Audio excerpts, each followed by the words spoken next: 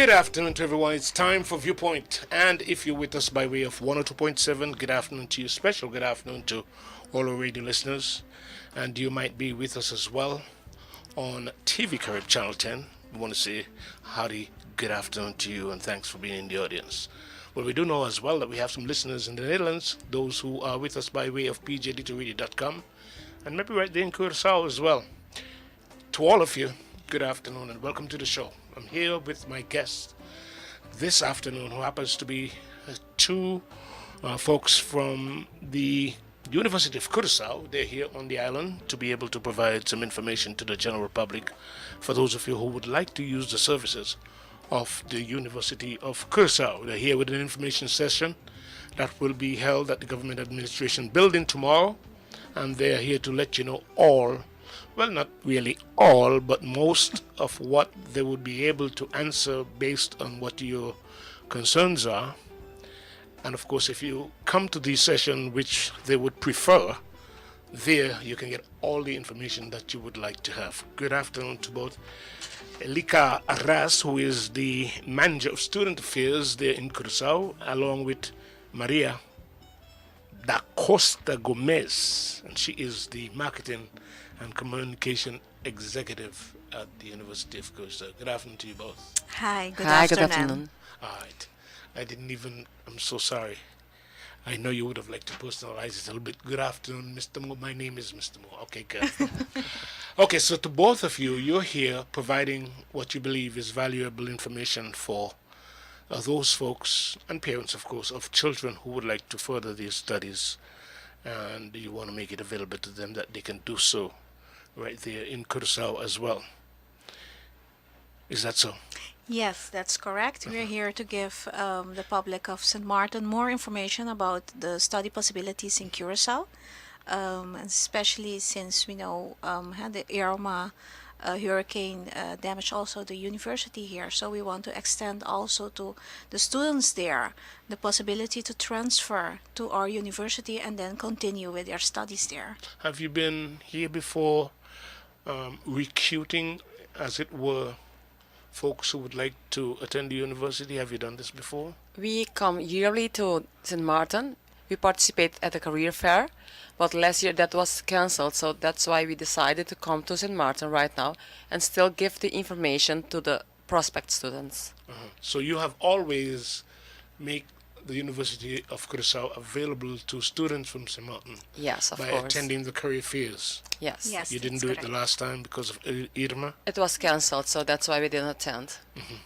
But we are always coming to St. Martin to give the information because we think it's very valuable that the students know the possibilities that we have at the University of Curaçao because we are in the region, they are close to home, so it's also important for them to know the possibilities because not always they are aware of everything that we have to offer.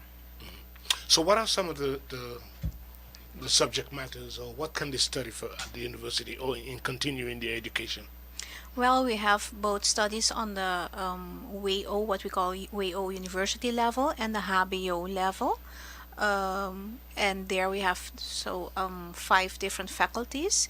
The faculty of law, where of course you can study for the law programs that we have. We have a faculty of social sciences and economics, where we have the business studies there. We have a faculty of engineering. We have a faculty of social and behavioral sciences, and a faculty of arts, which offers the teacher training programs. Okay. And all of this, of course, costs money. How does that Yes. arrange? Well, for a regular bachelor program, it costs 5,045 guilders per year. That's the tuition fee.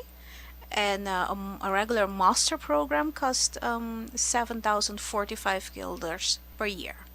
And that include housing and food No, and all that? we do provide a campus, what we call on the UoC premises, where they can indeed rent a room, and therefore they have to pay 875 guilders per month. during 11 11 months. months, yes.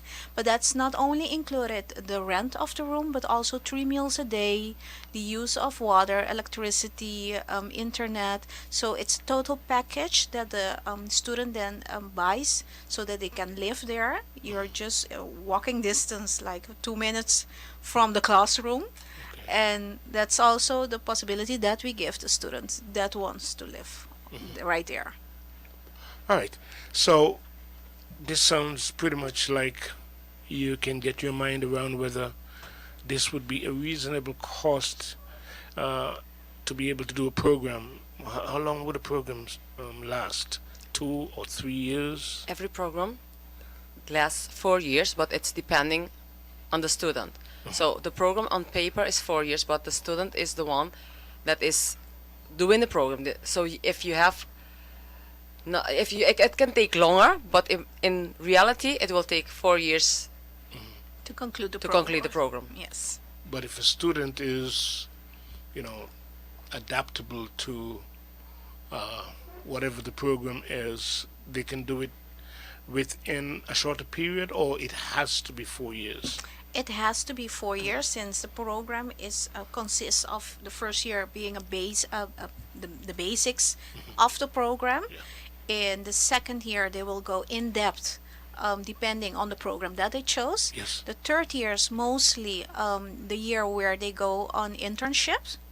And then you have the fourth year, which is the final year, of course, when you're focusing mostly on your thesis and on finishing the Yeah. program. Okay. So anyhow you turn it, it's going to be 4 years. It's going to be at least 4 years, At yes. least. I do know of some universities, especially in the United States, where you can work very hard and be able to bring it down to a lesser period. We have had students that did that, but they are like very, it's not common. Okay. They are doing like their internship and their final project in one, so they are they're taking the 10 months to do everything in one time. But it's like you said, it's very hard, but it's also not common for our students to do that. But of course, it's easier for them to fit into the 4-year program. Yes. Yes. Because I'm sure that it is set up in such a way that it suits just about everyone. And I don't see Exactly. anybody who would want to rush through if they can take their time and ace the program and get a good grade. What language do you use to teach your children? It's depending on the program. We have Dutch studies and we also have programs that are in English. So it's depending on the program that they choose that they're gonna get the language. You don't use Papiamento at all? We have the teachers program for Papiamento, so if you choose that, you're gonna get Papiamento. But it's the only one that has Papiamento. Oh, okay. Because they're teaching you to teach other children to speak Papiamento. Yeah. All right. So why is it so important that you have this session at the Government Administration Building tomorrow? Well, it's important for people to be aware that there is a possibility right, I won't say at home, but near your home, that you can fly back to the island of St. Martin whenever you want during vacations and things like that. And also, if we compare prices with universities in the States or in the Netherlands, the difference, I mean, it's quite a lot. So we want people to know, hey, we're here, we're offering you the same kind of level which you would have gotten in the States or in Europe, but studying near to your home. And It's that's always what good we when think you. is It's important. always good when you can you follow up education either at home or close to home. Close to home. Yeah. It's also important for the students to know that when you're studying, you will have to pay back because you're getting a loan. So the more you have to pay back, the less you can do after your studies.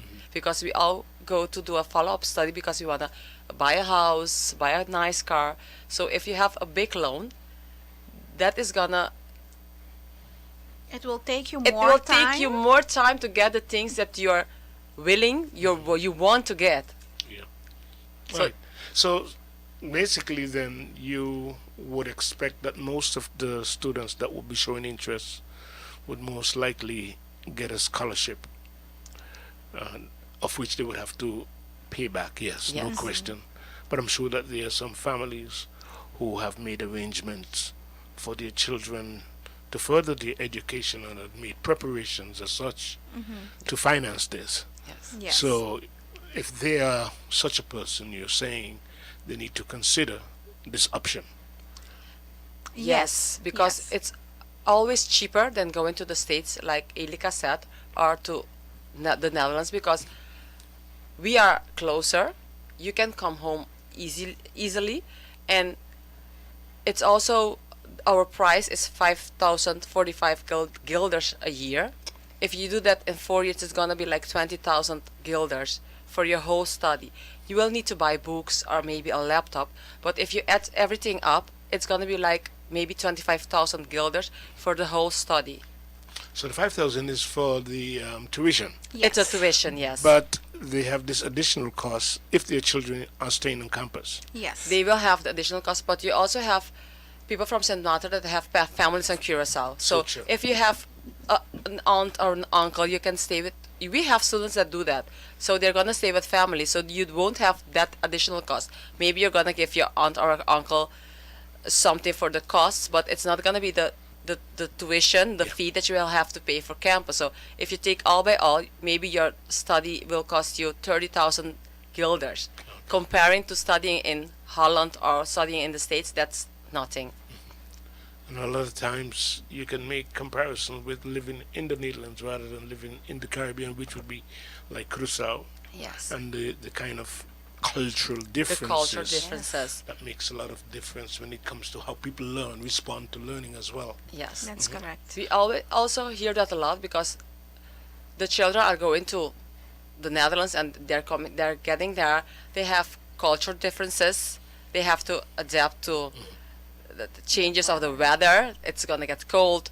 They're very far away. You have changed the differences in time. So if you want to call home, it's very early in the Netherlands and it's late here. So you have all of those changes that you will have to adapt to, and it makes it difficult to study when you have those things not in your favor that you will have to adapt to.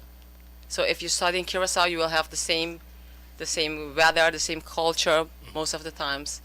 So what if there is a student showing interest in a particular course area, and that particular area requires the Dutch language, and that student is not proficient in that language? What do you do, or how do you approach something like this? Well, the student needs to be aware of the requirements of the program that he or she is going to follow. So maybe we can advise the student also, if the Dutch language isn't his Yeah.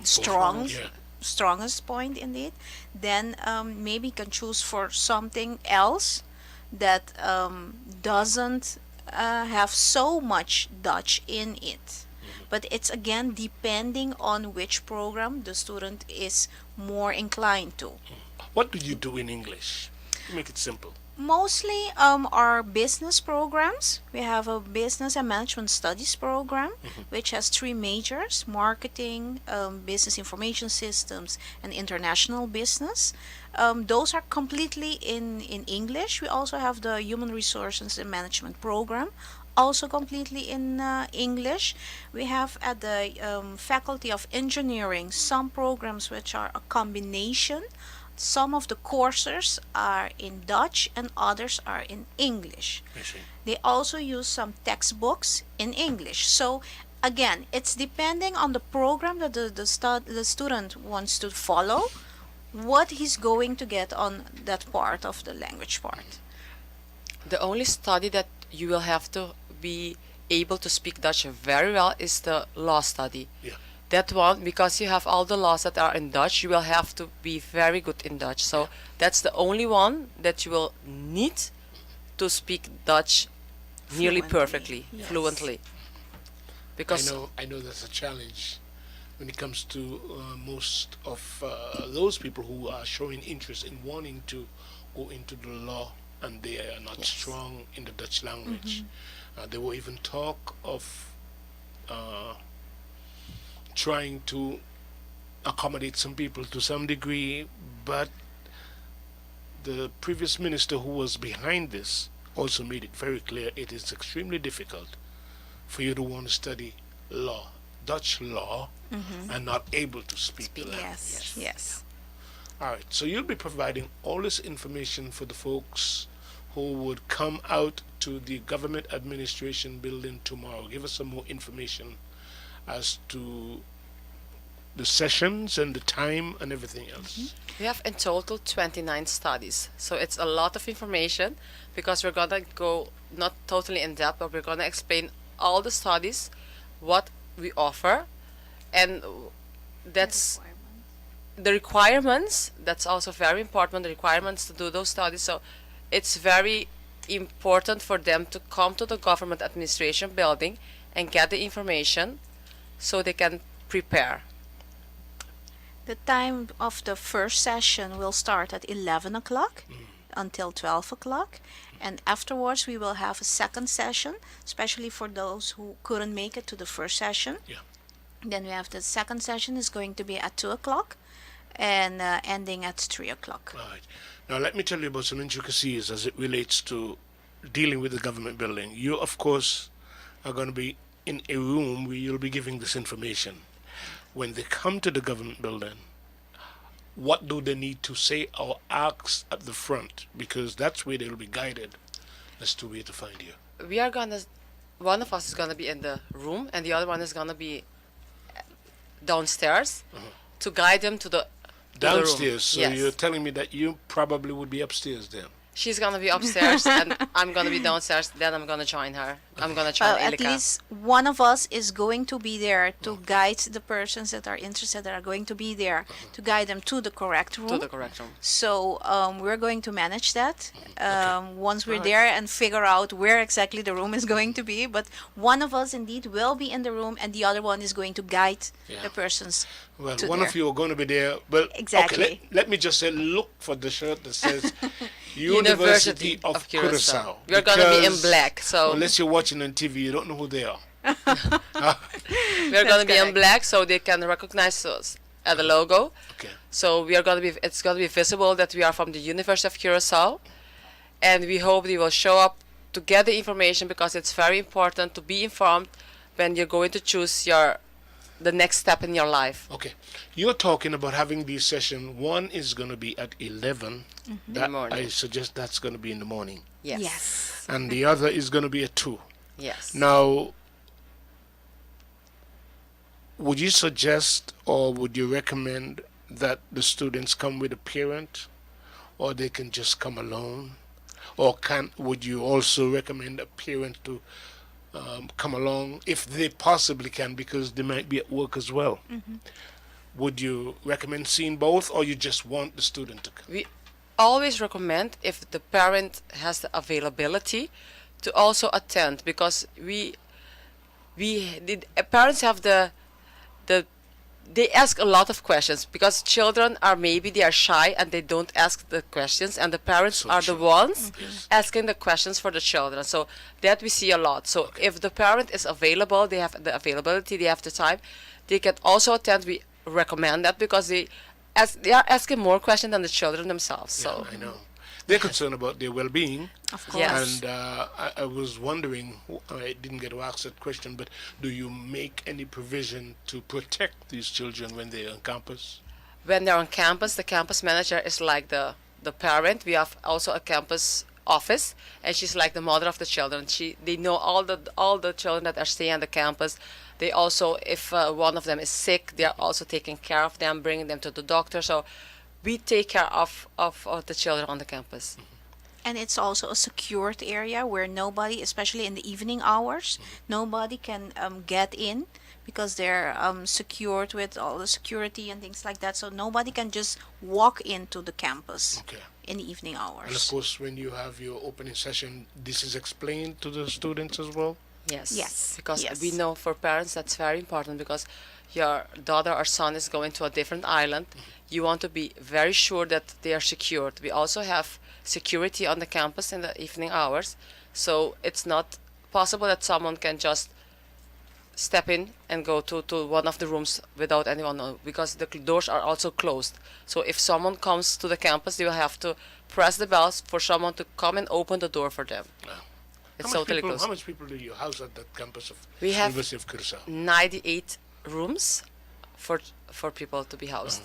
98. But what about the accommodation for the university itself?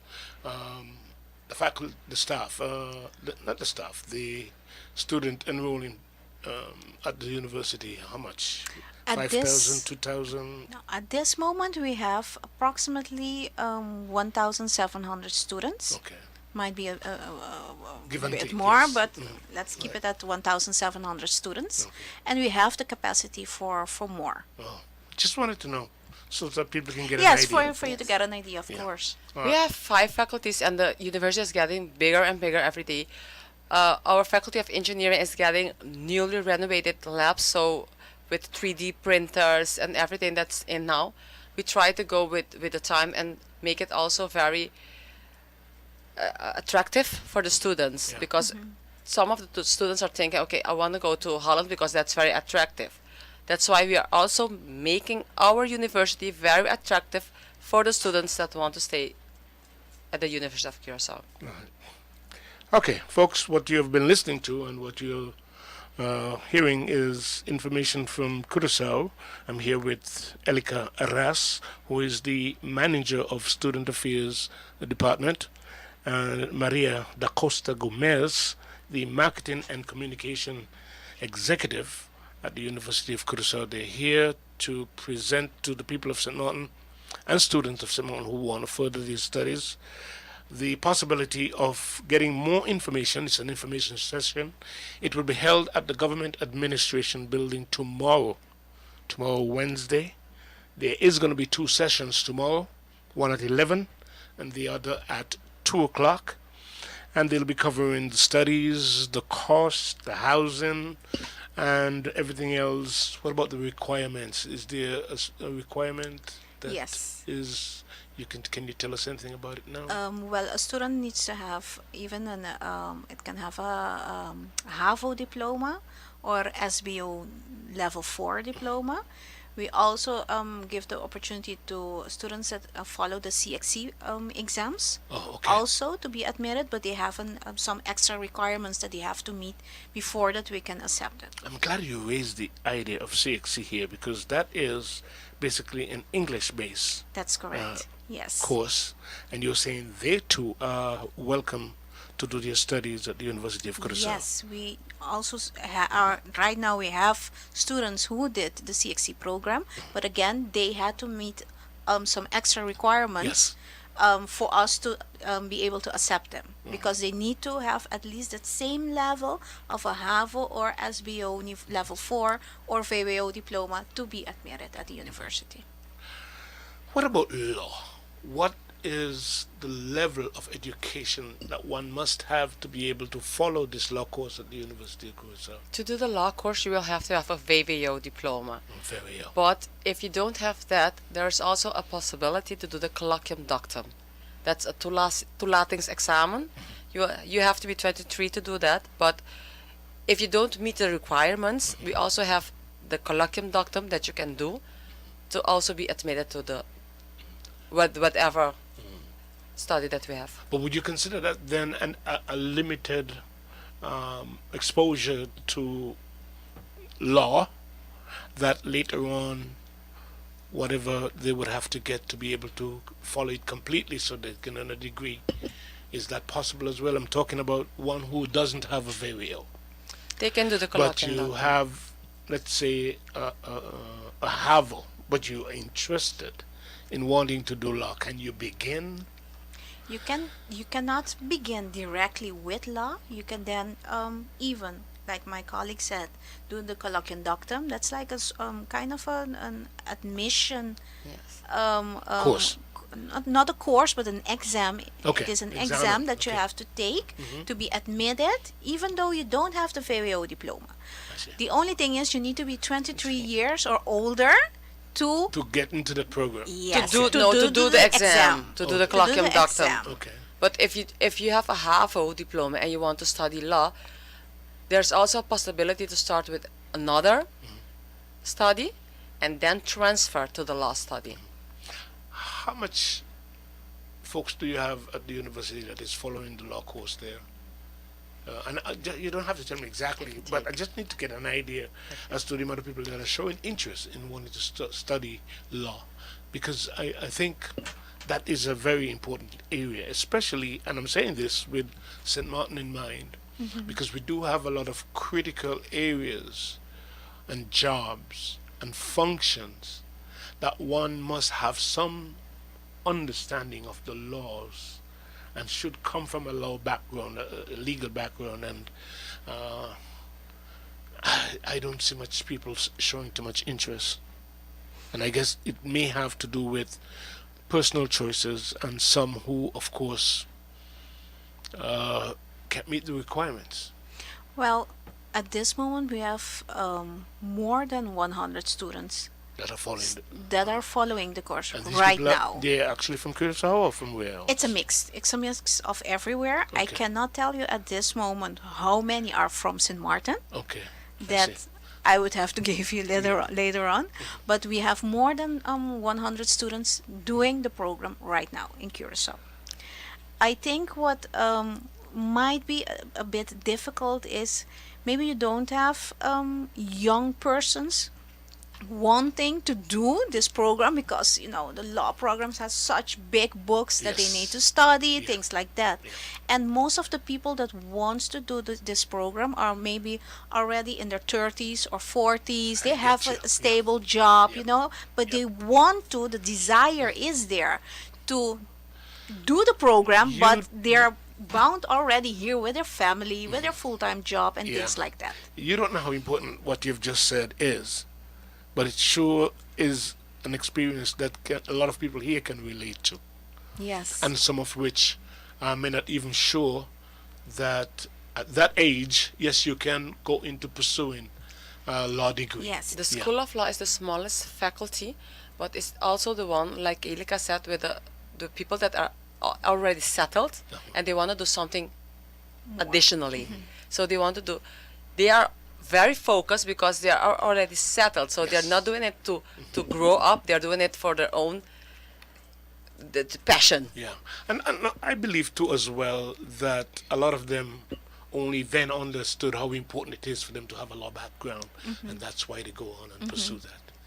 Now I have to say that since the University of Curacao is growing and developing, we're also growing and developing on the area of e-learning, being like distance Online. learning, being yes here on the island of St. Martin, but being able to study from here through those innovative digital Yes, yes. internet sessions Online, that yes. we can have. Yes, so we are developing that also. Okay. Yes. Okay.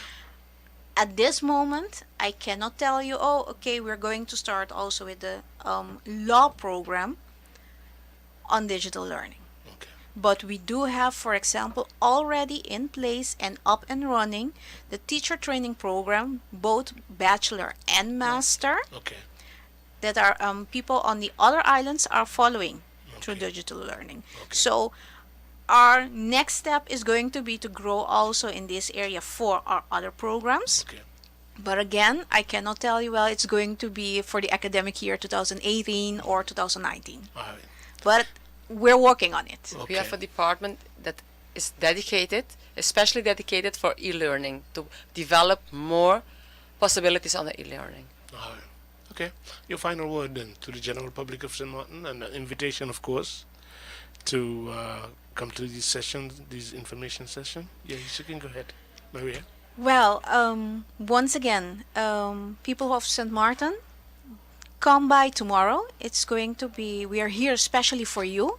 This is the opportunity to talk to us personally. Come, ask all your questions, because this is the moment to take advantage of this moment and ask all your questions. Be prepared, be informed, so that you can take the next step in your life path. Okay. I want to say thank you for listening. We hope to see you tomorrow because it's very important to get the right information to make a decision based on the information that you got. So we hope to see you at the government building and that you can ask all the questions and get all the answers that you need. All right. Okay, folks, we want to thank both Elika and Maria, both of whom are here from the University of Curaçao, to provide an information session at the Government Administration Building. It's time for us to take a break. So we'll do so, and when we come back, we'll continue right here on Viewpoint.